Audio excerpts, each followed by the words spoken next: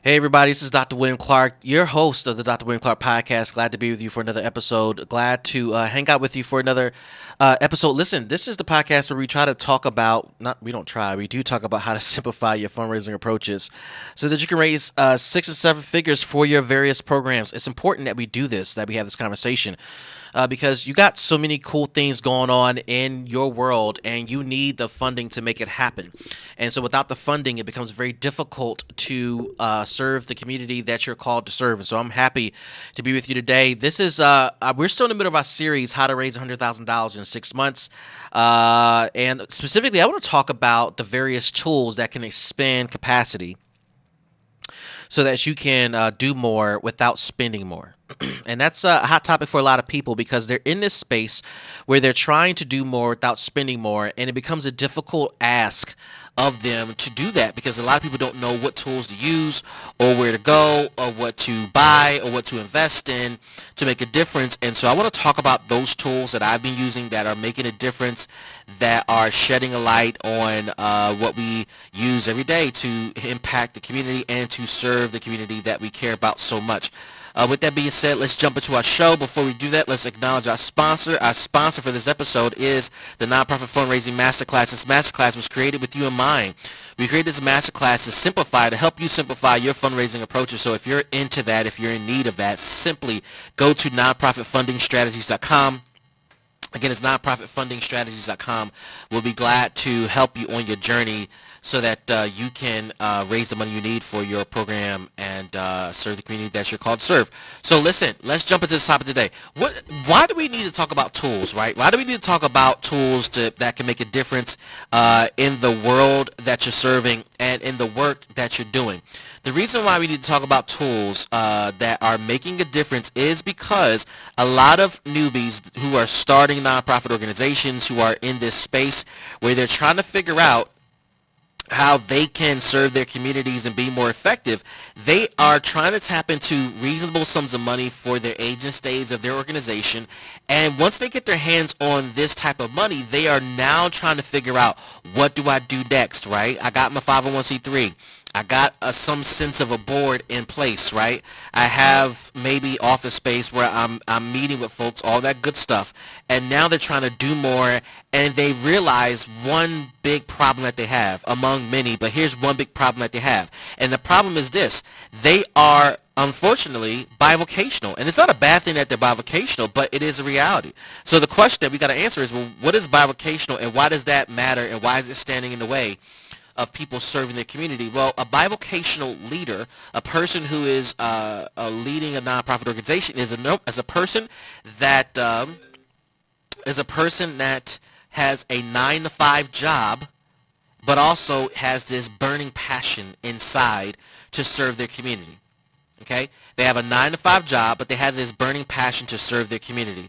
This is what we call a bivocational person, where you have to work another job, but you're also trying to figure out, how do I get my passion off the ground? How do I figure out how to serve my community? How do I continue to make a difference in their life?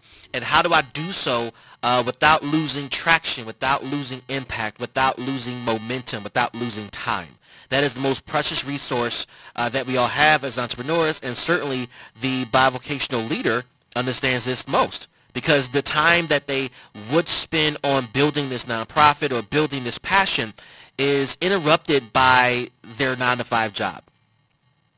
And some people are going to be intentional with maintaining their 9-to-5 job for a while, because their 9-to-5 job brings money in the house, puts food on the table. The 9-to-5 job is what provides the health care and 401k and retirement benefits, putting your kids through college and buying your house and paying for your car and everything in between. So the 9-to-5 job does add value. So you're in this space where you're considered a bivocational leader, and you're trying to figure out, how do I maintain my job, and then how do I build and grow this nonprofit, because I have this passion, I have this desire, I have this interest that I want to see fulfilled in my community, and I believe I'm uniquely qualified to make that happen. So how do you do that? How do you make that happen? How do you do that? So there are multiple ways of doing this. I'm not going to go through an exhaustive list or strategy in making this happen. or providing an exhaustive list of things that you can do to make that happen. But I do want to share a couple of thoughts with you so that you can have some idea of how to expand your capacity, even if you're not a bivocational leader, but you're doing your nonprofit full time, but you feel worn out, or you feel just exhausted, or you feel like, man, I'm just not sure how to push the ball forward. I'm going to share a couple of tools with you that's going to help you expand your capacity.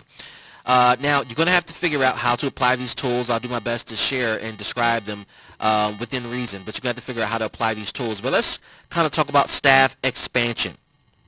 How do you expand staff? Now, you are going to need some money. You don't need a lot of money to execute on this particular strategy I'm getting ready to share with you. But to expand your staff and to expand the impact of your staff, you're going to need to look at a couple of virtual admin sites that can help you expand capacity. One of my favorite is Fiverr.com. Fiverr.com is a website where you can hire people as low as $5 to perform a bunch of services for you. You can go to more expensive websites like Upwork.com. You can also go to websites like Zertual.com and a bunch of other virtual admin sites. If you just Google virtual admin, you'll come up with a bunch of companies that may provide services that you're looking for. What I would encourage you to do is do a comparative analysis of what they provide and their costs to see what's worth it for you and your organization. Now, the reason why you want to look at places like Fiverr, and let's just talk about Fiverr specifically. Fiverr, I want to focus on that because Fiverr is affordable for gig-based hiring. Gig-based hiring. It makes sense for that. Now, here's a good example of this. Let's say you have a passion to serve youth and young adults and you want to start a mentoring program, and that's all good, well and good, right? But then the question becomes, well, what do you offer to these young people? You got to develop a program and a platform for them to do their learning.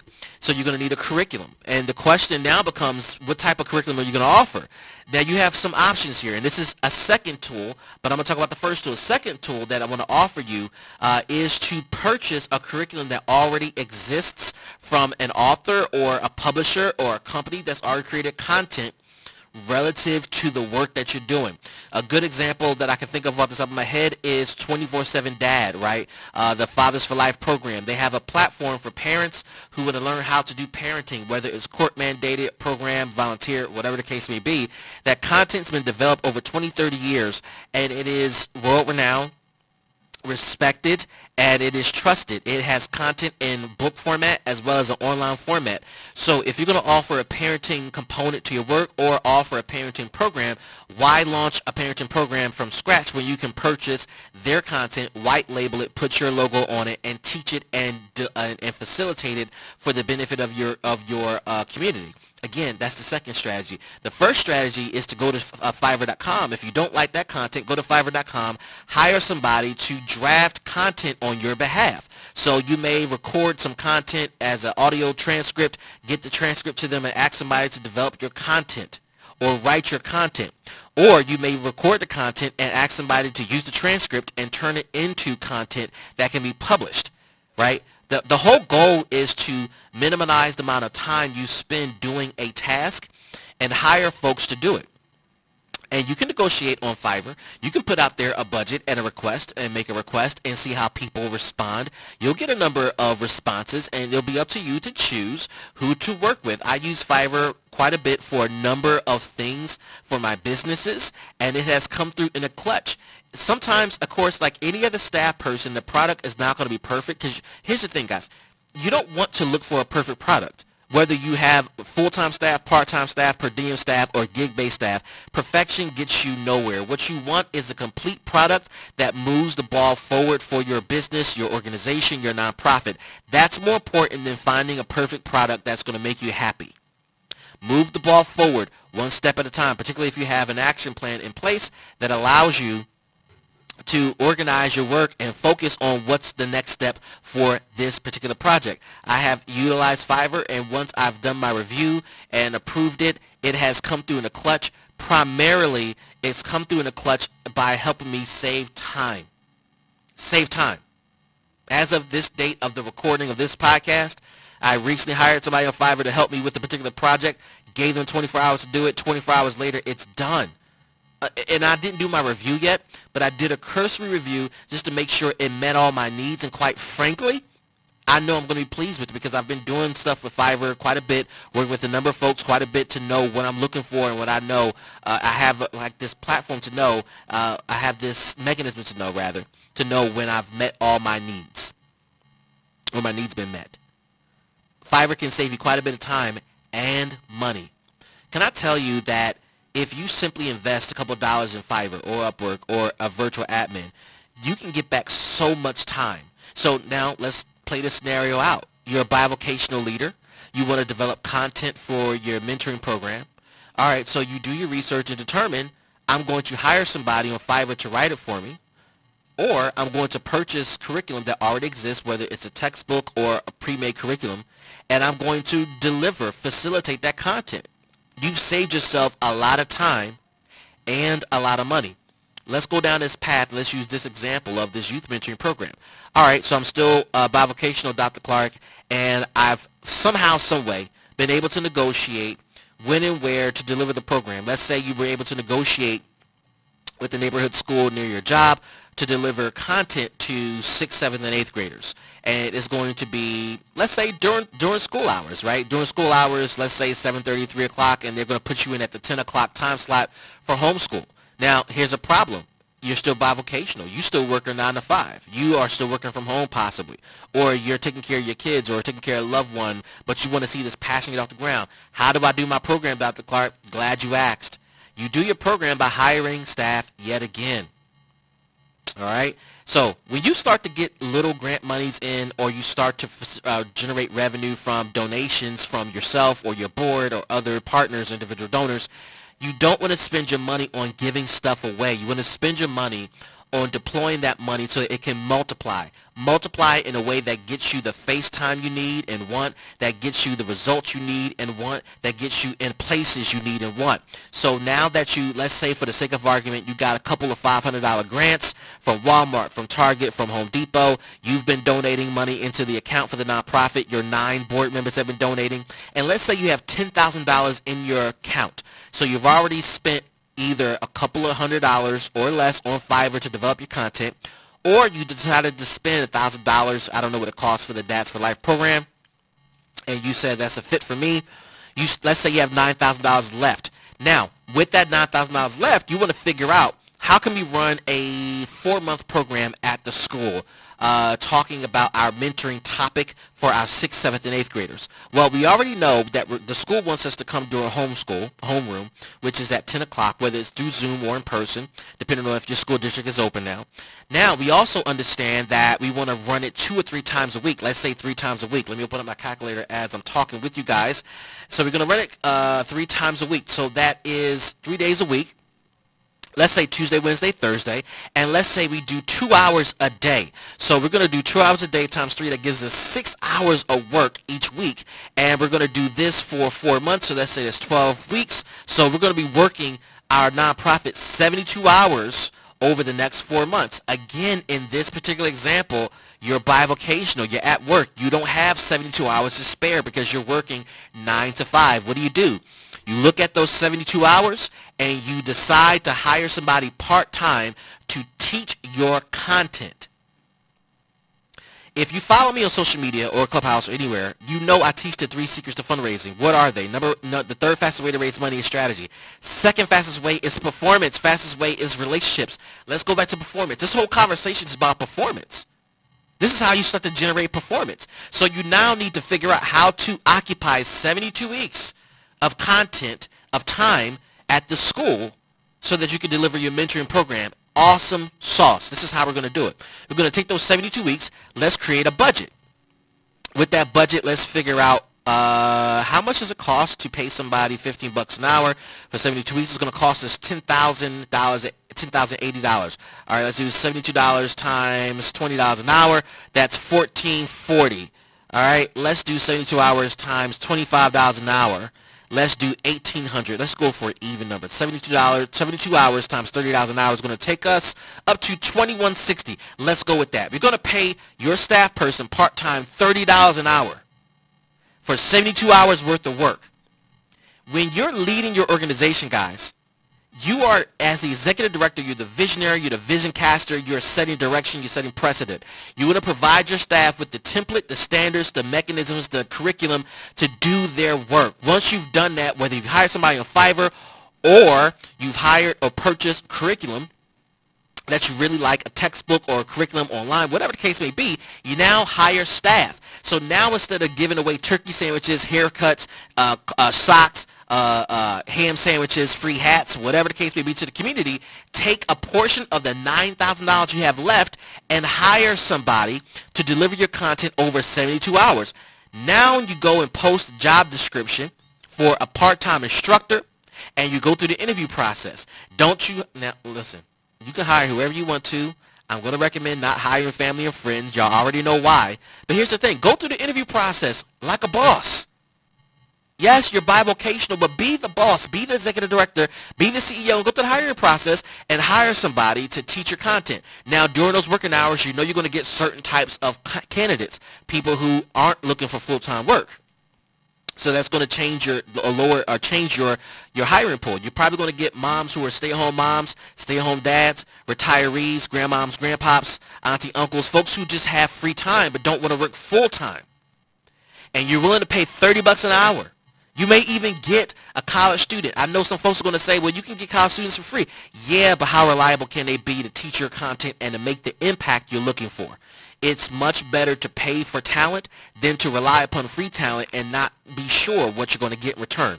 Pay that college student or pay that particular mom and dad, grandmom, grandpop, auntie, uncle, whatever. Pay them to work part-time in the nonprofit and to fulfill the 72 hours. You're only spending $2,160. That's it. So now out of the $9,000 you have left, you have $6,800. But this is what I want you to do with that $6,800 left. Figure out an affordable data plan or database that you can purchase to record the data of progress for every student that you're serving. I don't have price points on that, so I can't, give one off the top of my head. But let's say we're going to spend $2,000 on one. So you got $6,800 left. You spend $2,000 on a database. You got $4,800 left.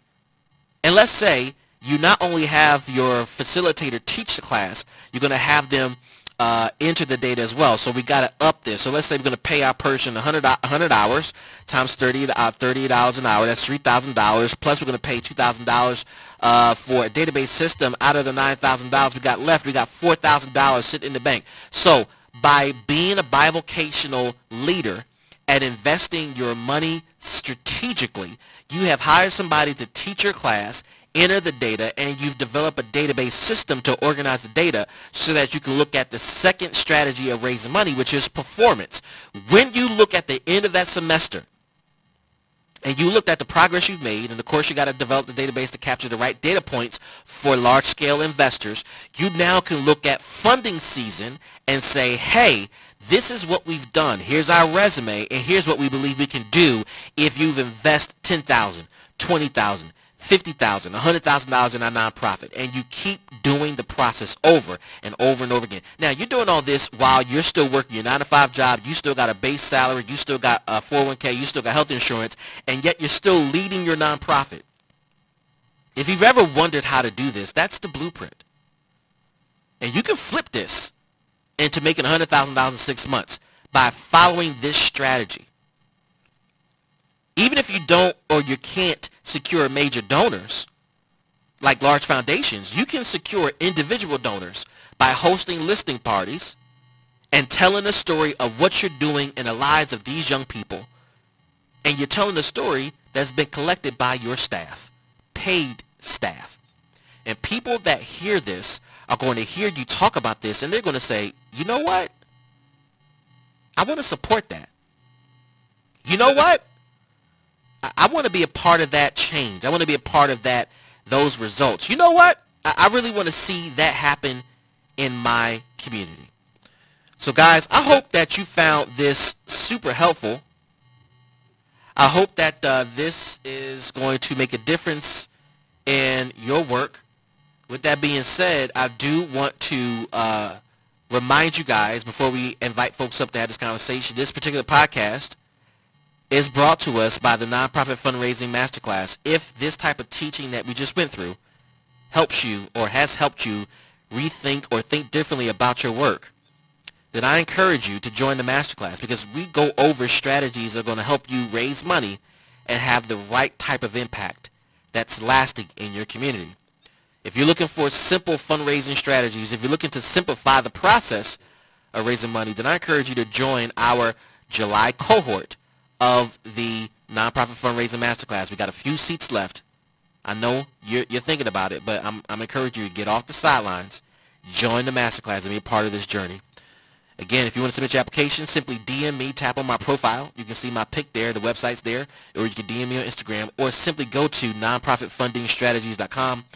Again, that's nonprofitfundingstrategies.com. And we'll be glad to evaluate your application, and we'll look forward to working with just a handful of folks for this July cohort. With that being said, let's continue with the podcast.